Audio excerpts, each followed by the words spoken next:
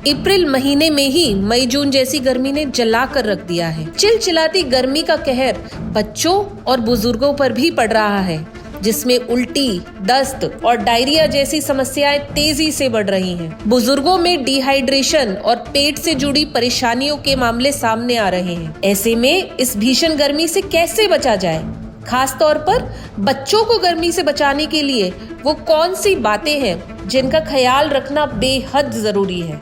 इन सवालों के जवाब जानने के लिए हम फेलिक्स हॉस्पिटल की child specialist doctor Richa Sharma के पास चलते हैं और उन्हीं से समझेंगे कि गर्मी में बच्चों को कैसे स्वस्थ रखा जाए। नमस्कार पेरेंट्स, जैसे कि आप जानते हैं अभी समर्स का सीजन आ गया है। इस सीजन में बच्चों में डायरिया की समस्या बहुत देखने को मिलती है।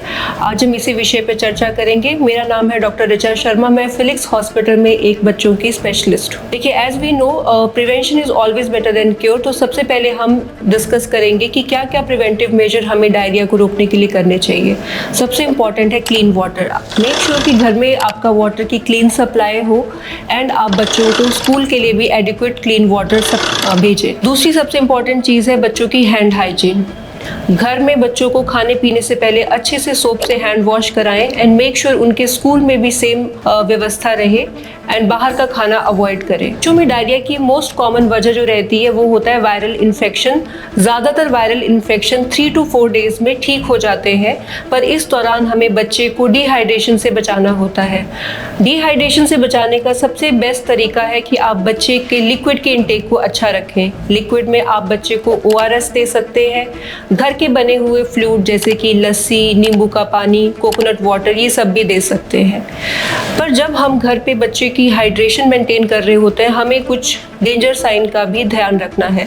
अगर आपका बच्चा सुस्त हो रहा है या बहुत ज़्यादा चिड़चिड़ा है, पेशाब कम कर रहा है, आपको उसकी आंखें धसी धसी लग रही है या वो बार बार पानी मांग रहा है, ये सब डिहाइड्रेशन के लक्षण है। ऐसे में जल्दी से अपने बच्चे को नियरेस्ट हॉस्पिटल लेके जाएं। साथ ही में जैसे कि मैंने आपको पहले बताया, मोस्ट ऑफ द डायरिया जो होते हैं वो वायरल इन्फेक्शन की वजह से होते हैं, लेकिन हमारे इंडिया में बैक्टीरियल डायरिया भी अनकॉमन नहीं है।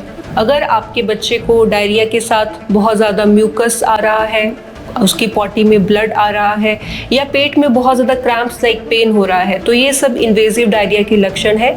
जल्दी से अपने पीडियाट्रिशियन की सलाह लें। अगर डायरिया को लेके कोई भी आपके प्रश्न है, आप हमारी हेल्पलाइन पे कांटेक्ट कर सकते हैं या आप हमारे हॉस्पिटल विजिट कर सकते हैं। धन्यवाद।